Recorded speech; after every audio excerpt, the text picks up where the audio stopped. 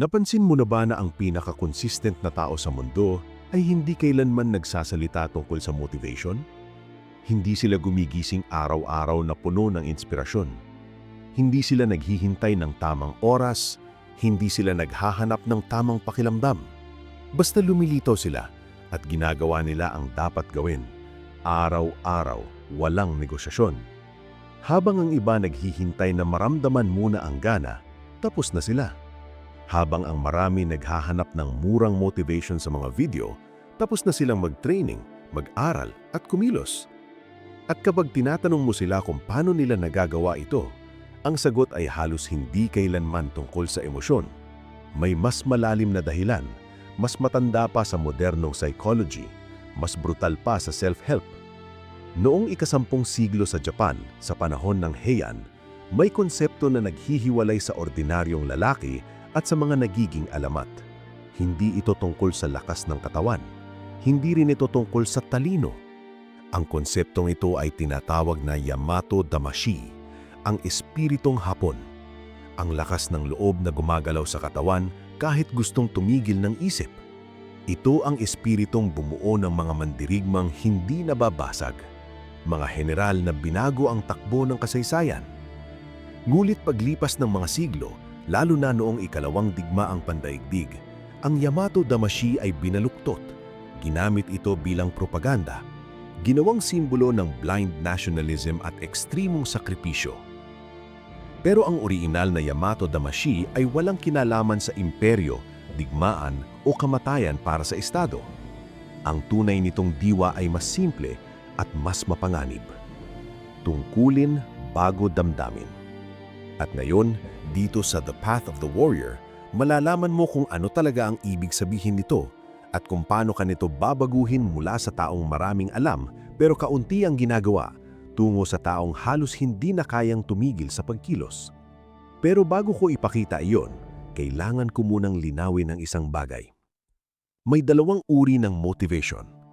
Ang una, ang murang motivation, excitement, panandalian, malakas sa simula, patay kinabukasan. Ang ikalawa, ang motivation na may bigat, ang dahilan kung bakit ka kumikilos kahit ayaw mo. Ito ang dahilan ng aksyon. Kung napanood mo ang huling video sa channel, alam mo na kung ano ito. Sa video na ito, ipapakita ko kung bakit ang unang uri ng motivation ay halos walang silbi at kung bakit ang ikalawang uri lamang ang kayang bagdala sa iyo sa buhay na gusto mo. Bago tayo magpatuloy, mag-subscribe sa The Path of the Warrior, i-like ang video at mag-comment. Ano ang aksyon sa buhay mo na matagal mo nang alam na dapat mong gawin pero patuloy mong ipinagpapaliban habang naghahanap ka pa ng mas maraming kaalaman?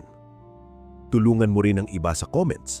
Bumuo tayo ng komunidad ng mga lalaking hindi lang nanunood, kumikilos. Balik tayo sa kwento. Taong 950, panahon ng Heian sa Japan. May isang binatang 24 na taong gulang na ang pangalan ay Tadayoshi. Anak siya ng marangal na pamilya. May access siya sa mga klasikong aklat ng China, mga tekstong Budista at mga turo ni Confucius.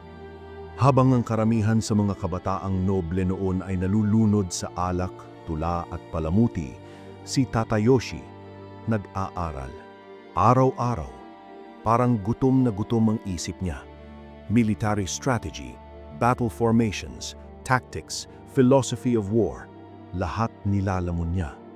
Sa loob ng ulo niya, malinaw ang pangarap, maging mandirigma, maging general, maging lalaking may bigat sa kasaysayan. Pero may isang problema na sumira sa buong buhay niya. Isang bagay na hindi mo makikita sa libro. Isang bagay na hindi mo maaayos ng mas maraming knowledge. Hindi siya marunong kumilos. Tuwing umaga, gigising siya na parang bagong tao. Ngayon magsisimula na talaga ako. Ngayon magte-training na ako hanggang dumugo ang kamay ko. Pero bago pa man siya makalabas ng kwarto, may mangyayari. Makakakita siya ng bagong scroll, isang bagong teksto, isang bagong teknik, isang bagong paliwanag. At iisipin niya, paano ako magti-training kung hindi ko pa kabisado ang theory? Paano kung mali ang form ko? Paano kung kulang pa ang alam ko? At ayun, uupo bulit siya, magbabasa, mag-aaral, magme-memorize hanggang sa dumilimang langit. Tapos sasabihin niya sa sarili niya ang paborito niyang kasinungalingan. Bukas, bukas magsisimula na. At habang tumatagal, napansin ng mga tao. Ang mga utusan sa bahay nagbubulbulang, ang ibang nobles tumatawa sa likod niya. Tinawag nila siyang mandirigma ng libro. Parang insultong nakabalot sa katotohanan. Kaya niyang patayin ka sa quotes pero hindi niya kayang humawak ng espada. Masakit pakinggan kasi totoo. May knowledge siya na pwedeng mag-train ng sundalo pero siya mismo hindi pa kailanman pinagpawisan ng totoo. Hindi pa kailanman naramdaman ng apoy sa binti pagkatapos ng oras na training.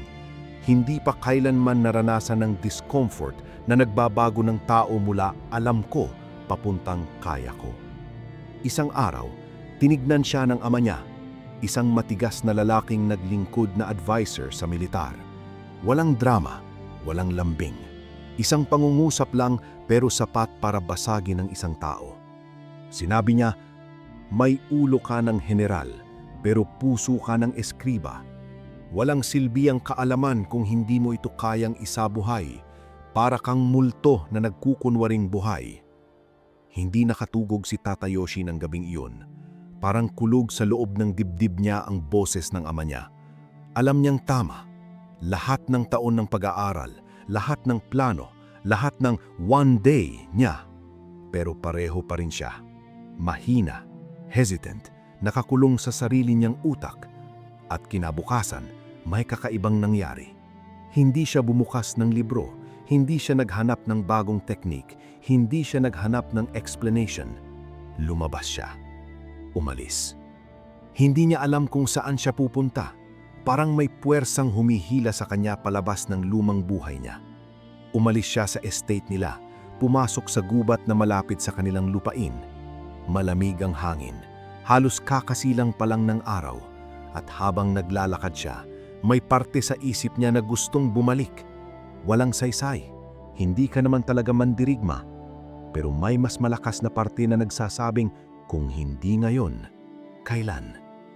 At doon niya narinig, isang tunog na hindi niya narinig kailanman sa buhay niya ng ganitong paraan. Paulit-ulit, ritmo, parang metal na humihiwa sa hangin, kahoy na tumatama sa kahoy. Hindi ito tunog ng taong naglalaro, tunog ito ng taong may tungkulin. Sinundan niya ang tunog hanggang sa isang maliit na clearing at doon nakita niya ang isang lalaki. Mga 50 taong gulang, may uban na nakatali sa simpleng ban, may mga peklat sa braso at leeg parang marka ng lumang buhay. Pero ang pinakamapangkabat ay hindi ang itsura, kundi ang galaw. Walang expression, walang enjoying this, basta galaw lang, isang hiwa, isang postura, isang hininga. Ulit, ulit, ulit, daanang beses, parang makina, pero mas buhay pa sa kahit sinong kilala ni Tata Yoshi. Napatigil siya, nabihag, parang may parte ng utak niya na biglang natahimik dahil sa nakikita niya. Nang tumigil ang lalaki, lumapit si Tata Yoshi at nagsalita parang batang walang alam pero desperado. Guro, nakita ko kung paano ka mag-training. May disiplina ka na hindi ko kailanman nakita. Turuan mo ako. Tinignan siya ng lalaki mula ulo hanggang paa. Nakita niya ang pino niyang damit, ang malambot na kamay, ang postura ng taong hindi pa kailanman naghirap, at ang sagot ng lalaki, isang salita lang. Hindi. Tapos tumalikod. Nataranta si Tata Yoshi. Sandali, nag-aral ako. Alam ko ang mga teknik. Alam ko ang mga strategy. Alam ko si Sun Tzu, matututo akong mabilis. Huminto ang lalaki. Dahan-dahang lumingon, matigas ang mata, parang bato. Alam mo pala, edi gamitin mo. At naglakad ulit. At doon, may nasunog sa dibdib ni Tata Yoshi. Hindi lang hiya, hindi lang galit, kundi isang uri ng desperasyon na parang huling pagkakataon. Pakiusap, kailangan kong magbago. Kailangan kong maging higit sa kung sino ako. Huminto ulit ang lalaki Tahimik siya ng matagal, parang sinusukat niya kung ano talaga ang laman ng binata. Tapos sinabi niya, hindi bilang insulto, kundi parang batas. Susuko ka rin. Ayoko, mabilis na sagot ni Tata Yoshi. Hindi ako susuko. Lahat sumusuko. Ikaw rin. At doon, parang unang beses may nakita si Tata Yoshi ng mas malinaw kaysa sa sarili niya. Pagkatapos, sinabi ng lalaki, bukas, bago sumikat ang araw, dito. Kapag pumunta ka, pag-iisipan kong turuan ka. Kapag hindi, huwag ka nang bumalik. Tumamo si Tata Yoshi ng sobrang bilis, parang takot siyang mawala ang pagkakataon. Nandito ako bukas, pangako. At halos parang tumawa ang lalaki, hindi malakas pero may lamig. Pangako, bulong niya. Parang alam niya kung gaano kamura ang salitang iyon sa bibig ng taong umaasa sa motivation. Sa ikatlong araw, dumating si Tata Yoshi bago pa sumikat ang araw. Hindi dahil may gana siya, hindi dahil motivated siya. Dumating siya dahil sinabi niyang babalik siya. Naroon na ang guro, tahimik na naghihintay, parang alam na ang mangyayari. Dumating ka, sabi nito. Hindi iyon papuri, isa lamang obserbasyon. Sinabi kong babalik ako. Kahapon, sinabi mo iyan dahil sa emosyon. Ngayon, sinasabi mo iyan habang pagod. Alin ang mas totoo? Ngayon, sagot ni Tata Yoshi. Tumanggo ang guro. Kahapon, ikaw ay ginagalaw ng damdamin. Ngayon, ikaw ay ginagalaw ng tungkulin. Ang isa nawawala. Ang isa, nananatili kahit may bagyo. May salita kami para dyan. Yamato Damashii. Hindi ito tungkol sa pakiramdam. Ito ay tungkol sa pagkilos dahil iyon ang ikaw. Pinawesto siya sa parehong postura gaya ng unang araw. Nakabaluktot ang tuhod, tuwid ang likod. Nakabuka ang mga braso, hawak ang kahoy na espada. Hanggang kailan? Hanggang sabihin kong tumigil ka. Pagkalipas ng 2 minuto, nanginginig na ang mga binti. Pagkalipas ng 5 minuto, basang-basa na ng pawis ang kanyang likod. Pagkalipas ng 10 minuto, ang bawat hibla ng katawan niya ay sumisigaw para tumigil. Master, hindi ko na kaya. Katahimikan.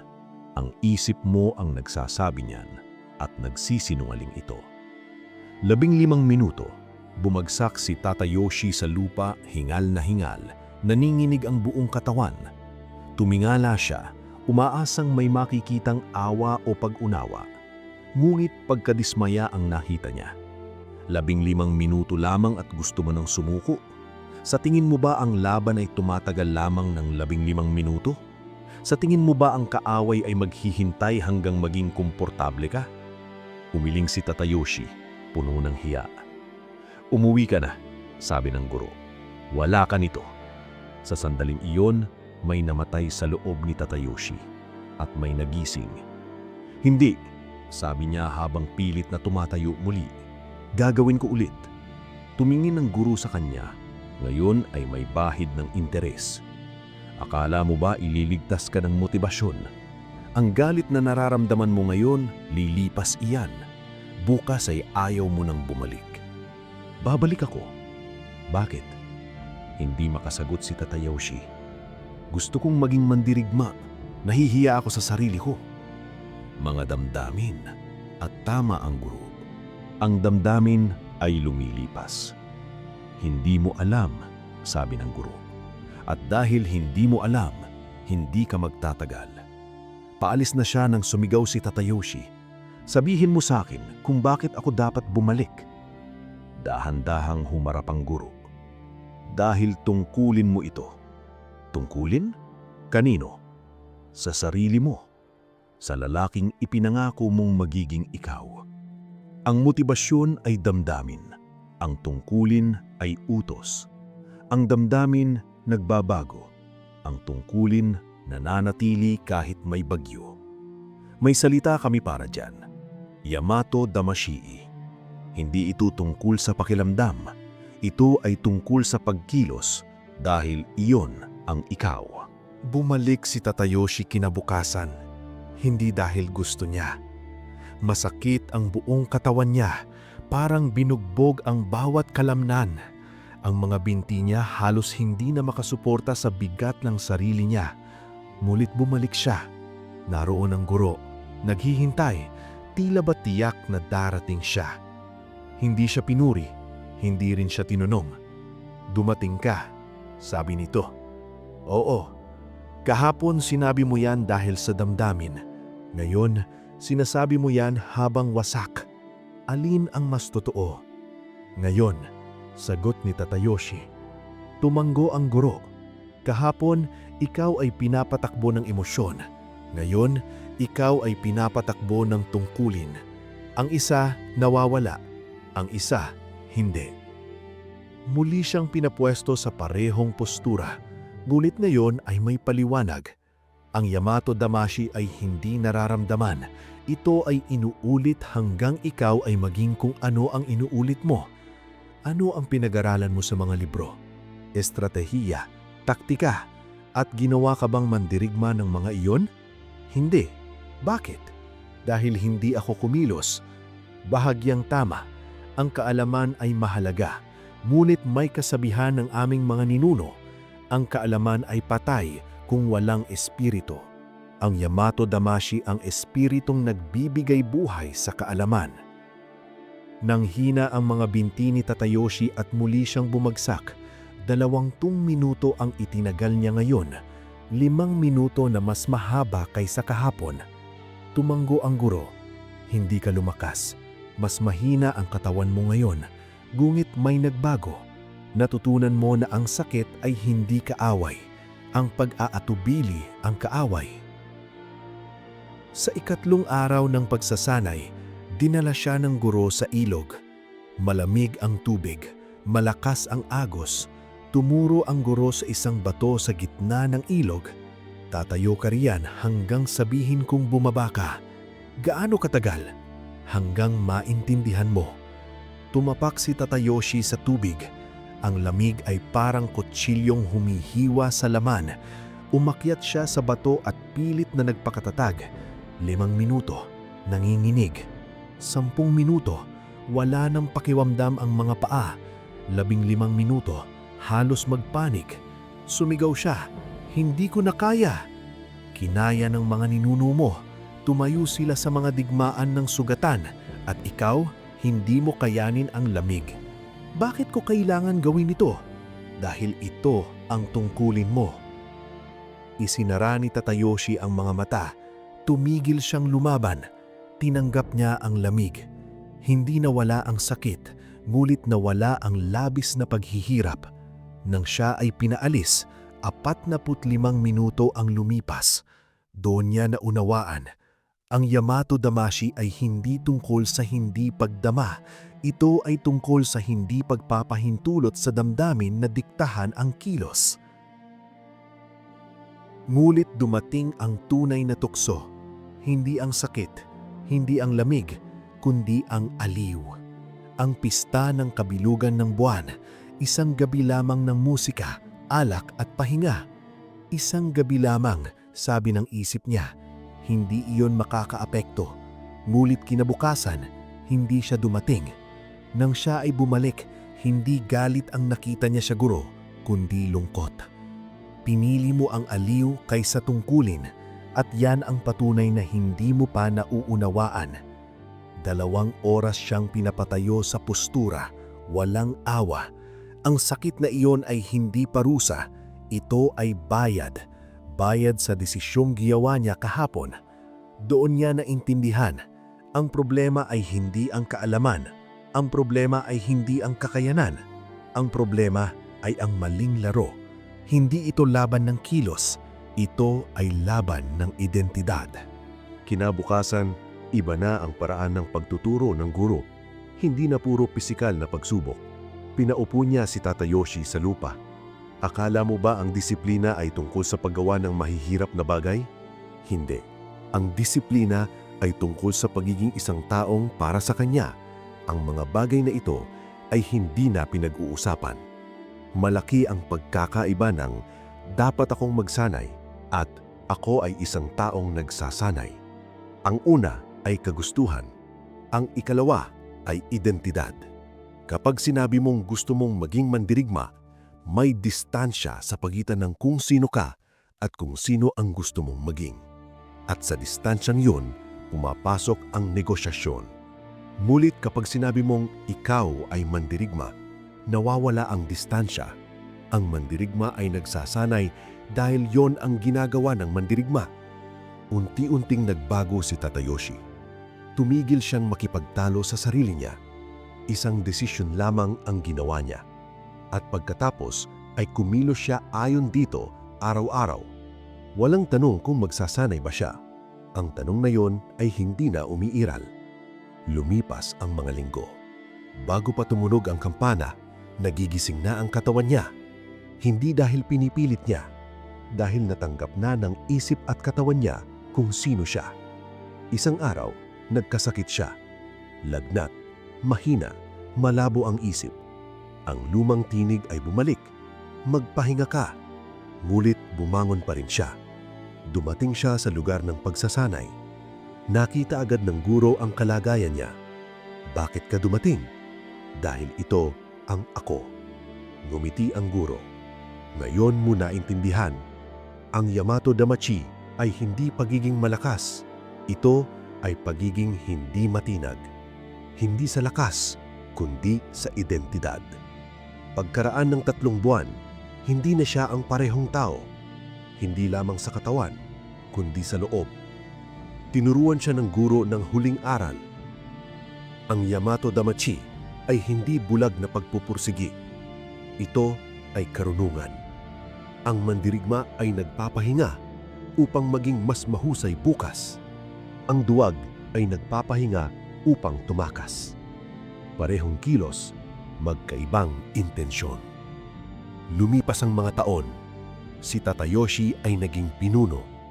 Hindi dahil sa sigaw o takot, kundi dahil sa halimbawa.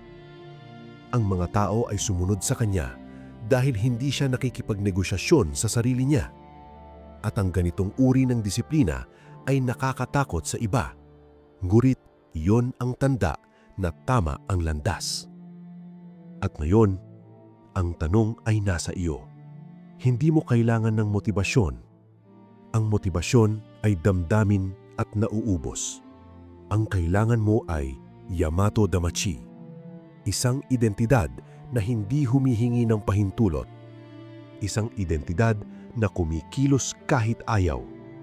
Hindi dahil sa galit, hindi dahil sa inspirasyon, kundi dahil iyon ang ikaw. Ang kaalamang hawak mo ngayon ay walang silbi kung hindi mo ito isinasabuhay.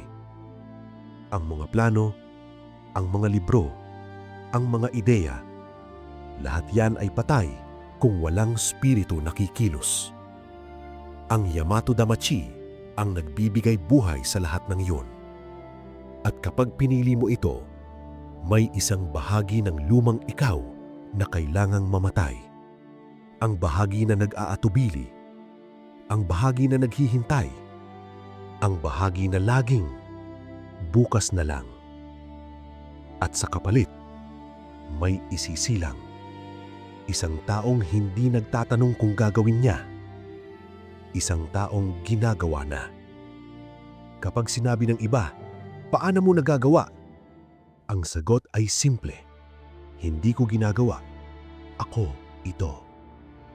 Kung ang mensaheng ito ay tumama sa iyo, inaanyayahan kitang mag-subscribe sa channel at i-activate ang notification bell. Tandaan, ang kaalaman na walang Yamato Damacy ay patay. Ngunit ang kaalaman na may Yamato Damacy ay kayang baguhin ang buhay. Ang pagpili ay nasa iyo. Ngunit huwag maghintay dahil araw-araw na pinipili mong hindi kumilos, lumalakas ang lumang ikaw. At balang araw, siya ang mananalo kung hindi mo siya papatayin. Ngayon, maging present, lumakad ng may dangal, sundan ang landas. The path of the warrior.